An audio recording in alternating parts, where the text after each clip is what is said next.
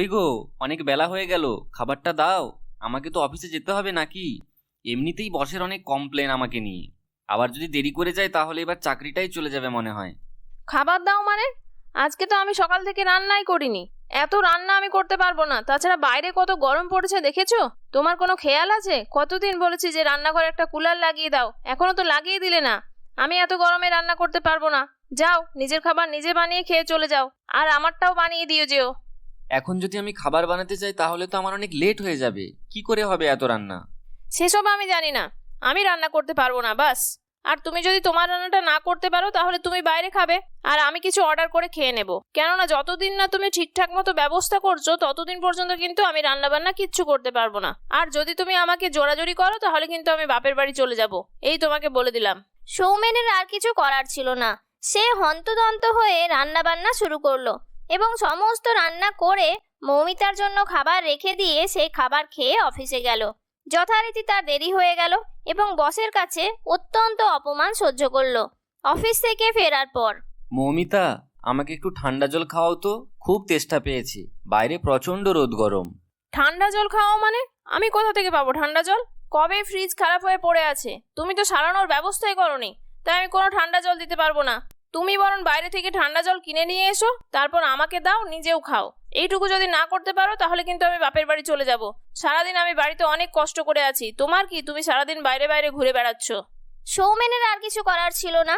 সৌমেন বাইরে থেকে কয়েকটি জলের বোতল কিনে নিয়ে আসলো এবং মৌমিতাকে দিল। এই নাও মৌমিতা, জল খেয়ে নাও, ঠান্ডা জল আছে। উফ, আমার বড্ড মাথা ধরেছে। যাও তো একটু গরম গরম চা করে নিয়ে এসো আমার জন্য, আর চায়ের সঙ্গে একটু পকোড়াও বানিয়ে নিয়ে এসো। খুব মুচমুচে খাবার কিছু খেতে ইচ্ছে করছে। এখনো আমি ড্রেসটা চেঞ্জ করিনি অফিস থেকে এসে, আর তুমি একের পর এক অর্ডার করেই যাচ্ছ। আমিও তো মানুষ। ঠিক আছে, তাহলে তুমি তোমার ঘরে থাকো, আমি কাল সকালবেলায় বাপের বাড়ি চলে যাব। আমার আর একদম ভালো লাগছে না এখানে। তুমি আগে সমস্ত কিছু ঠিকঠাক করবে, তারপর আমি এখানে আসবো। তুমি কাল আমাকে সকালবেলায় যাওয়ার ব্যবস্থা করে দাও। এই সমস্ত কিছুই সৌমেন শুনছিল এবং সৌমেন মনে মনে একটা প্ল্যান করে ফেললো। হ্যাঁ, তুমি বরং কিছুদিনের জন্য বাপের বাড়ি যাও, কেননা খুব গরম এখানে। আমি না হয় কালকে তোমাকে বাপের বাড়ি দিয়ে আসবো। আমি কিন্তু বাসে ট্রেনে করে যেতে পারবো না, আমাকে ওলা বুক করে দিও, আমি যাব। মৌমিতার কথা মতো পরের দিন সকালবেলায় সৌমেন মৌমিতাকে তার বাপের বাড়িতে দিয়ে এলো। আয় মা, মৌ ঘরে আয়। কতদিন পর তোকে দেখলাম, এতদিন আসিস নি কেন? আর বলো না, তোমাকে সব পরে বলছি। কই, আমার জন্য চা করে নিয়ে এসো। আমি বেডটি ছাড়া ঘুম থেকে উঠতে পারি না, জানো না? হ্যাঁ, তুমি ওয়েট করো, আমি এক্ষুনি নিয়ে আসছি। তারপর মৌমিতার দাদা মৌমিতার বৌদির জন্য গরম চা করে নিয়ে রুমে দিতে গেল। কি হয়েছে মা? বৌদি চিৎকার করছে কেন? বৌদি তো নিজের চাটা নিজেই করতে পারে। আর তাছাড়া দাদার তো অফিস আছে, দাদা কি করে এই সমস্ত কাজ করবে? ওর তো অফিসে যেতে অনেক লেট হয়ে যাবে। কি আর করবি মা, তোর বৌদি এরকমই। সকালবেলা থেকেই তোর দাদাকে চা করে খাওয়াতে হয় তোর বৌদিকে, তারপর তোর বৌদির সমস্ত কিছু কাজ করে দেওয়ার পরেই তোর দাদা অফিসে যেতে পারে। কিছু বললেই তোর বৌদি বাপের বাড়ি চলে যাওয়ার ধমকি দেয়। সেই জন্য তোর দাদাও কিছু বলতে পারে না, আর আমিও কিছু বলতে পারি না। অফিস থেকে ফেরার পর মৌমিতার বৌদি মৌমিতার দাদাকে বলে, শোনো, আমার জন্য একটু নুডলস বানিয়ে নিয়ে এসো তো। আমার আজকে খুব নুডলস খেতে ইচ্ছে করছে। একটু ঝাল ঝাল করে বানিও কিন্তু, আর সঙ্গে একটা কোল্ড ড্রিঙ্কস নিয়ে এসো। বাড়িতে কিন্তু কোল্ড ড্রিঙ্কস নেই, তুমি যাও বাজার থেকে এক্ষুনি নিয়ে এসো। বাইরে খুব রোদ গরম, এইমাত্র আমি অফিস থেকে এলাম, আর তুমি এক্ষুনি অর্ডার করা শুরু করে দিয়েছো। তুমি তো আমাকে একটু ঠান্ডা জল খাওয়াতেও পারো, তার জায়গায় তুমি আমাকে এই সমস্ত খাবার বানানোর জন্য অর্ডার করছো। ঠিক আছে, তুমি তাহলে বানিও না, তোমার মাকে বলো বানিয়ে দিতে। আর তোমরা যদি কেউ না বানাতে পারো তাহলে আমাকে বলে দাও, আমি কালকেই বাপের বাড়ি চলে যাব। এমনিতেও এখানে আমার খুবই অসুবিধে হচ্ছে, তাই আমি এক মুহূর্ত এখানে থাকতে পারবো না, এই আমি বলে দিলাম। ঠিক আছে, তুমি ঘরে যাও, আমি তোমার জন্য সমস্ত কিছু বানিয়ে নিয়ে যাচ্ছি। বাইরে যাই, বাইরে গিয়ে দেখি কোল্ড ড্রিঙ্কস পাওয়া যায় কিনা। মৌমিতা এই সমস্ত কিছুই দেখছিল এবং খুব অবাক হচ্ছিল। সে তার বৌদিকে বলল, বৌদি, দাদা তো এইমাত্র অফিস থেকে ফিরলো। দাদার তো নিশ্চয় অনেক পরিশ্রম হয়েছে অফিসে। তুমি আর দাদাকে কিছু বানাতে বলো না প্লিজ। তোমার দাদা করবে না তো কে করবে শুনি? তুমি করবে? হ্যাঁ বৌদি, আমি করে দেব। তুমি যাও, রেস্ট করো, আমি তোমার জন্য কোল্ড ড্রিঙ্কস নিয়ে যাচ্ছি, আর নুডলসটাও আমিই বানিয়ে দিচ্ছি।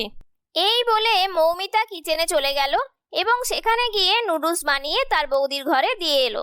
তারপর থেকে মৌমিতা বাড়ির সমস্ত কিছু কাজ করতে লাগলো। সে তার মাকে বা দাদাকে কোনো কাজই করতে দিত না, সমস্ত কাজ সে নিজে নিজেই করত। তার দাদা অফিস থেকে ফেরার পর দাদাকে ঠান্ডা জল দিত, বৌদির জন্য বাথরুমে জল পৌঁছে দিয়ে আসতো, তার মাকে খাবার দিত, সমস্ত কাজই সে নিজে হাতে করত। এরকম ভাবেই মৌমিতা তার নিজের ভুল বুঝতে পারে এবং একদিন সে তার মাকে বলে, মা, অনেক দিন হলো তো বাপের বাড়ি এসেছি, এবারে আমি শ্বশুর বাড়ি ফিরে যাব। আর তাছাড়া ও একা আছে, আমার শাশুড়ি মাও আমার ননদের বাড়ি গেছে, তাই ওর নিশ্চয়ই খুব অসুবিধেই হচ্ছে, একা হাতে সমস্ত কিছু করে খেতে হচ্ছে। দাদা, তুমি বরং কাল সকালে আমাকে একবার বাড়িতে দিয়ে এসো।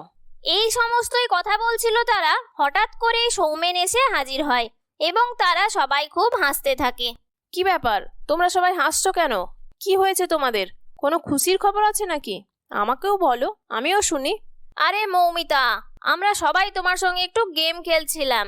আসলে তোমাকে আমরা বোঝাতে চেয়েছিলাম যে সমস্ত কাজ ভাগাভাগি করে করতে হয়। তুমি যদি সৌমেনের ওপর দিয়ে সমস্ত কিছু কাজ করিয়ে নাও, তাহলে ও বেচারা কি করে বাইরের কাজ সামলায় বলো? তুমি নিজের দাদার কথা ভাবছো যে আমি তোমার দাদাকে এত কিছু অর্ডার করছি কেন, কিন্তু তুমি নিজে কখনোই ভাবোনি যে সৌমেনও একটা মানুষ, ওরও রোদে গরমে বাইরে থেকে এসে কাজ করতে কষ্ট হয়। তাই তোমাকে শিক্ষা দেওয়ার জন্যই আমরা সবাই মিলে এই প্ল্যানটা করেছিলাম।